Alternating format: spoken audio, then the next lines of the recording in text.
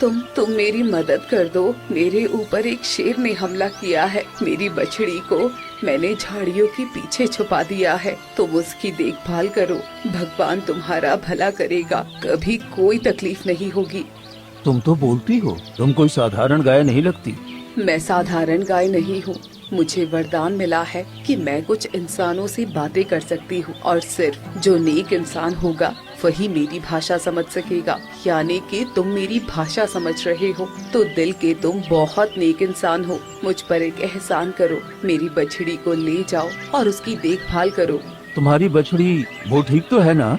हाँ, वो ठीक है, पर शेर किसी भी वक्त उसे मार देगा। मुझ पर रहम करो और मेरे बच्चे को अपने साथ ले जाओ। ठीक है, मैं तुम्हें वचन देता हूँ कि तुम्हारे बच्चे को भी मैं अपने बच्चों की तरह पालूंगा। तभी झाड़ियों से एक छोटा बछड़ा बाहर आता है। तभी गाय की मृत्यु हो जाती है। नहीं माँ, तू मुझे छोड़कर नहीं जा सकती। माँ उठो ना, मेरा अब देखभाल कौन करेगा? शांत हो जा बेटी, अब तुम्हारी माँ इस दुनिया में नहीं रही। अब से हम तीनों हमेशा एक परिवार बनकर रहेंगे। पर मेरी माँ मुझे छोड़कर नहीं जा सकती। ये तो कुदरत का नियम है, जो आया है उसे जाना ही पड़ता है। रुको, मैं तुम्हारी माँ की अंतिम यात्रा अच्छी तरह से कर देता हूँ। रघु मिट्टी खोदकर गाय को दफनाता है और बछड़े को लेकर अपने घर आ जाता है।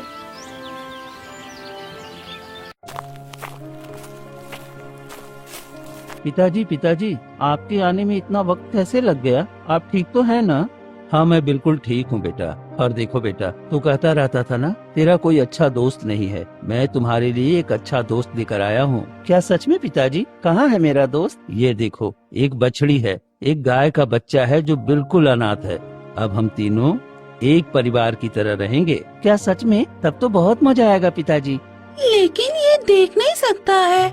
नहीं, ये देख नहीं सकता, ये जन्म से ही अंधा है। इसलिए अब से तुम दोनों एक अच्छे दोस्त की तरह पूरी जिंदगी साथ रहना, और कभी मुझे कुछ हो जाए तो तुम दोनों अलग मत होना। मैं वचन देती हूँ कि मैं तुम्हारे बेटे को कभी कुछ नहीं होने दूंगी और हम दोनों एक अच्छे दोस्त की तरह हमेशा साथ रहेंगे।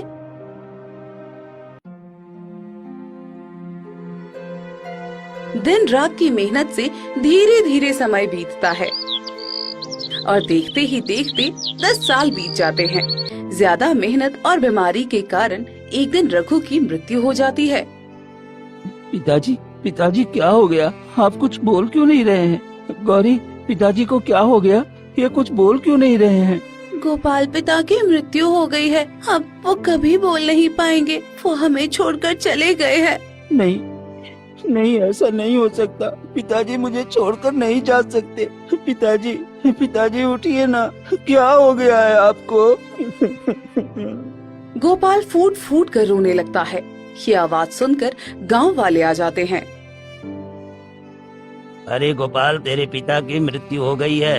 अरे अब क्या होगा इस बेचारे अंधे का? अब तो इसका दुनिया में कोई नहीं है। कैसे ये अपने पिता का अंतिम संस्कार करेगा? हाँ, तुम ठीक कहते हो भाई। अरे जब से ये पैदा हुआ है, एक तो अंधा पैदा हुआ, ऊपर से इस बेचारे को इतना परेशानी और इतना काम करना पड़ा कि देखो, वक्त से पहले ही चला गया। अब पता नहीं इस अंधे का क्या होगा। हाँ हाँ, लगता है यही अपशगुन है। जन्म लेते लेते अपनी माँ को खा गया और देखो अब अपने पिता को भी खा गया। ऐसे अपशगुन को तो हमारे गाँव में भी नहीं होना चाहिए।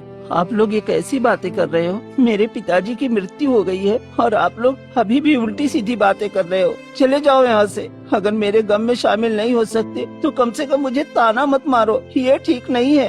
अरे इसकी अकड़ तो देखो, एक तो ये अंधा है और ऊपर से इसकी हालत इतनी कमजोर है। अरे अब तो संभल कर बात किया कर। एक तू और एक ये तेरा गाय, तुम दोनों क्या कर लोगे? पूरे गाँव में तो भूखे मरोगे। सभी गांव वाले वहाँ से चले जाते हैं। गोपाल, अपना दिल छोटा मत करो। गांव वाले तो ताने देते हैं। मैं तुम्हारी जिम्मेदारी उठाऊंगी। तुम्हें कुछ भी नहीं होने दूंगी। तुम्हारे पिता को वचन दिया था, उन्होंने मुझे अपना समझा, तो मैं तुम्हारा सहारा बनूंगी। तुम्हारी अच्छी तरह देखभाल करूंगी। गोपाल और गौरी मिलकर रघु का अंतिम संस्कार करते हैं। कुछ दिन बीतते हैं।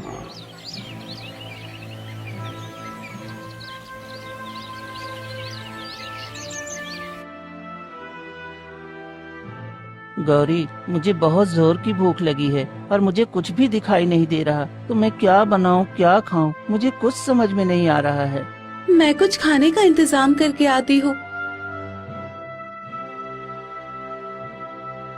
गौरी घर से निकलकर गांव वालों के पास जाकर खड़ी हो जाती है। कोई कुछ खाने को दे दो। ये गाय यहाँ पर क्या कर रही है? लगता है हमसे कुछ कह रही है। अरे गाय भला कैसे बोल सकती है? तुम्हें जरूर कोई नशा हुआ है। अरे जा जा जा यहाँ से, तेरा साया हमारे ऊपर मुसीबत लाने वाला जैसा है। जा जा यहाँ से। गौरी को भगा दिया जाता है और वो कई जगह मदद मांगती है, लेकिन कोई उसकी मदद नहीं करता। थक हार कर गौरी घर वापस आती है।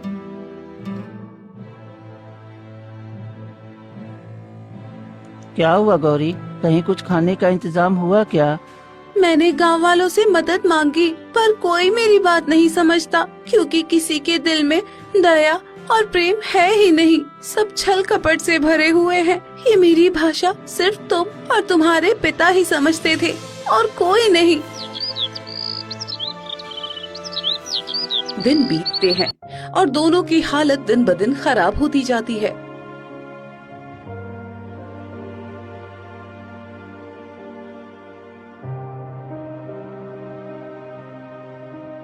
गौरी, चलो मैं तुम्हारे साथ चलता हूँ, शायद कोई हमारी मदद कर दे। दोनों एक गांव वाले के पास जाकर कहते हैं,